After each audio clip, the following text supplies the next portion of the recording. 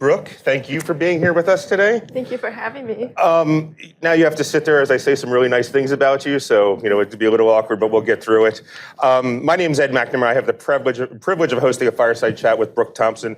Brooke is entering her second year at Rutgers University, where she's a Division I college swimmer.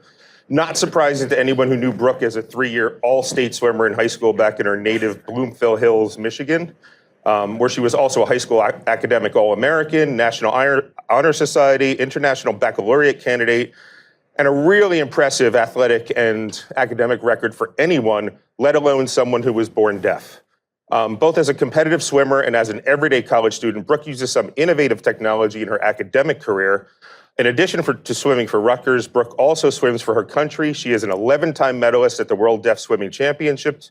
She won 5 gold and 3 bronze at the 2023 Deaflympics in Buenos Aires, and she'll be representing the U.S. at the Deaflympics in Tokyo in 2025. If you could, please give a warm welcome to Brooke Thompson. Thank you. Okay, so we met at an LPGA event where you volunteered to be a standard bearer, which is, if you haven't been to golf, that's where you follow the group actually carrying the sign that displays the score of the players in that group. And you carried a placard for a threesome consisting of Lydia Ko, who's a future Hall of Famer, Megan Kang, ranked 16th in the world, and Rose Zhang, 7th in the world, and won their tournament 3 days later. What was that experience like? It was amazing just following around these world-class athletes, and I was just amazed just watching them be so focused and communicating and interacting with each other. It's just so cool to see that level of athlete in a different sport. But be honest with us. So you're there carrying the placard, and before they hit, everybody puts their hands up and says, "We need absolute silence," while they're doing what they're great at. Did you roll your eyes a little bit at that? Come on, guys. Maybe a little bit. Okay, that's fair. That's fair. When you can marvel at their golfing, I marvel at you as a swimmer. I'm horrible. When did you start swimming, and kind of what was the reason? What was your interest in swimming other than absolutely loving it? Well, I took my first steps in a water park, but I started swimming because I don't wear my ears when I'm at a water park, when I'm at the beach and stuff. So my parents put me in a swim school so that way I could be a strong swimmer in case I couldn't ever hear my parents giving me a warning, if there was something coming in. So that way I could be responsible for myself and be independent in the water. And I just grew loving swimming and loving the water. So your parents are we're water people, you're going to be one too, but you're going to be really strong swimmer because you can't hear when you're out in the water. Is that Yes. fair? When and how did your parents first become aware that you were deaf? They found out right when I was born. The doctors did some testing, and my dad was so sad. He would bang pots and pans around me as a baby, and they would go, "Oh, she flinched," but really I just felt the vibrations. Right. If somebody's slamming a pot behind you, you might flinch, right? That's not unusual. And you have a younger brother named Quinn. And I know I have an older sister. All older siblings always claim their parents are easier on the younger kids. What was your relationship with Quinn, and how did he find? Just describe your relationship with you two. He's been very protective of me when I was younger. He would whenever we were on the playgrounds and stuff, he made sure I could see his face and made sure I could understand what other people were saying. I would just say he was very protective and very aware of what was going on if I wasn't. So despite the fact that he's younger, he's pretty protective. Yes. That's pretty great. At what age did you get cochlear implants? I got my first cochlear implant when I was 1, and then my second one when I was 4. And what do they help you hear? When you got them at 1 and 4, what does that allow you to do? It allows me to hear my environment, because I couldn't hear at all. So if I don't have them on right now, I can't hear anything. And so I got my first one when I was 1, and I went to school and I could hear. But then I was a troublemaker, so they suggested to my parents for me to get my second one when I was 4. And I've just been a pretty good student since then. Well, your academic career says you're not a troublemaker. What do you mean you were a troublemaker back then? Well, in preschool, I didn't understand school, so I may have been kicking and punching some kids. So I mean, I think you understood school. That sounds like my upbringing, but we'll get to that later on. You entered Rutgers as an engineering major based largely on your nearly lifelong experience with implants. How has the technology in your cochlear implants changed over the years, and how do you keep up with it? So right now I'm wearing the N8s, which is like one of the newest cochlear implants they have available. But like they used to be really big, so I would have to wear like a harness so that way if they fall off, I don't lose them. And like now they're a lot smaller and they get smaller throughout the years. There's like 3 different types of cochlear implants. I'm not really sure what the other ones are called, but they're smaller and now there's Bluetooth connection, so like I can Bluetooth to my phone, basically 24/7 AirPods. And like I can listen to my parents on the phone, like it would go straight to my ears. And like I can control my volumes and the settings on my phone now too, which is my favorite part.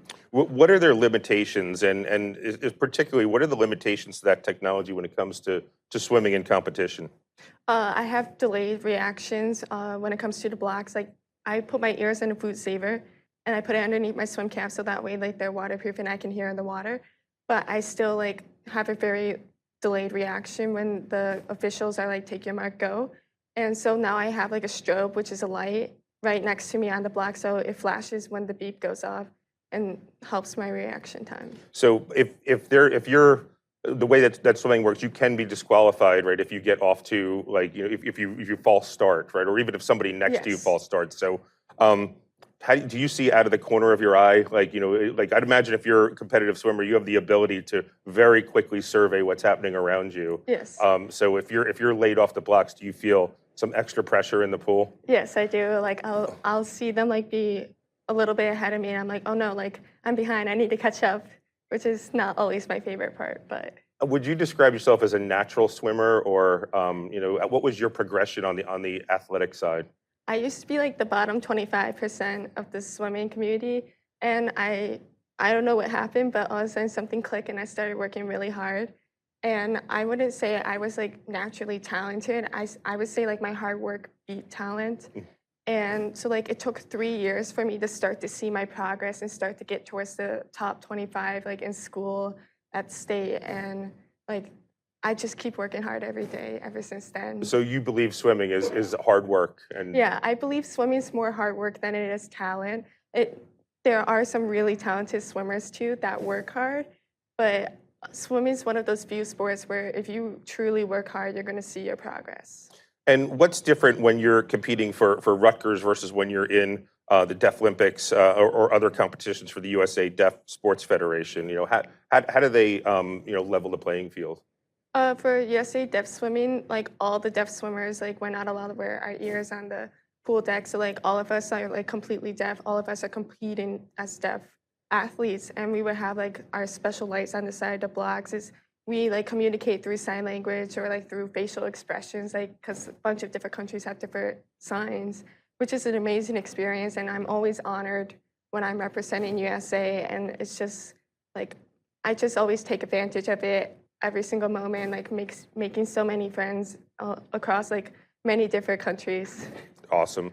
We'll move to talking about your experience using technology. You graduated high school in the class of 2023, which means much of your high school was throughout the COVID lockdowns. I found that you are a master lip reader. Like you were amazing in terms of what you know from reading lips. But what was COVID's mask mandates like, and what were some of the biggest challenges? I missed out a lot during COVID. When people were wearing masks, I couldn't understand what they were saying. A lot of people would mumble, and like they wouldn't realize they were mumbling, not their fault. But I would like have to ask them to speak up or speak more clearly because I just couldn't read their lip switch. And I didn't realize I was such a great lip reader until COVID happened. And so in classrooms, when we would have like side conversations, I just like missed out so much because there was too much background noise. So when I was like talking to my friends, like I just didn't understand. So, but my teachers and my classmates, they adapted and like started realizing, and it was really helpful for me. What kinds of technologies did you use to overcome some of those challenges? I would use the closed captions on Zoom when we had Zoom. And then I would, like my teachers, they would wear like the FM system. which is where they like had a microphone on and it would connect to my ears so I could hear like directly to my ears what they were saying, which helped a lot. Yeah. Do you deploy any technologies at Rutgers, either in class or in the dorm, that are helpful now? I have like a special fire alarm which flashes and vibrates my bed if there was ever emergency. And then in the classroom, there's like an app on the computer where it will record the lectures and like give me the transcripts of what's going on, so I can always go back and read the transcripts, which is really nice. Is there anything that you find still challenging despite all the technology? Sometimes when teachers post videos online that we want to watch, there's not always closed captions, and usually there's a thick accent, and I have a very hard time understanding the accent, so then I have to email the teacher like saying, hey, like I can't understand the video, there's no transcript, there's no closed captions, like is there like a substitute that I can do, like is there a different assignment? And like most of the time they're very understanding. Yeah, your chemistry professor is not here. You were telling me at breakfast that it's a bit of a thick accent, could be some challenges there. Yeah, right? it was very challenging for chemistry, yes. Fair enough. You've said that Katie Ledecky is your favorite professional athlete. How excited are you for the Olympics to start next month? I'm so excited to watch all the Olympic athletes, especially the swimming world. I'm excited to see like what new swimmers will make the Olympic team and just like seeing how hard they work and like their hard work being paid off. Awesome. As someone who has represented your country in international competition, what does it mean when you put on the USA gear and swim for the entire country and not just the school? It's an honor. It's amazing. I love it. It's every time I get my swag, I'm like always trying everything on, seeing how I look, and like sending pictures to my friends. And it's amazing. I love seeing, like I have some lifelong friends from that now, and I'm always excited to see them. Like I'll text them and be like, hey, did you get your stuff? Like, are you excited? Are you ready? And it's an honor. That's awesome. So finally, speaking to an audience of people who either manufacture computer technology or provide technology or technological devices to employers and end users they support, employees and end users they support, what would be on your wish list? What would you want people to know who are empowering employees? I would just say don't be afraid to ask questions. I love answering questions about my deafness, about my cochlear implants, and I always learn more about myself through these questions, whether you know it or not, or like even I know it or not. And I would just say like the worst you can get is just I'm not comfortable answering that question, which is really not that bad. And I just think you can learn a lot when you just ask some simple questions. So open the conversation and keep it open. Yeah. Excellent. So there's been volumes written and spoken about DEI in the workplace in the past few years, and the purpose of this fireside chat was just to bring additional awareness to some of the lesser talked about pieces of inclusivity, which a word that I have struggled to say myself, apparently, especially when it comes to end user computing. So just wanted to share a couple stats with everybody. The World Economic Forum reports that nearly 1 in 6 people, over 1 billion people worldwide, have a disability related to hearing, vision, motion, speech, cognition, or nervous system functions.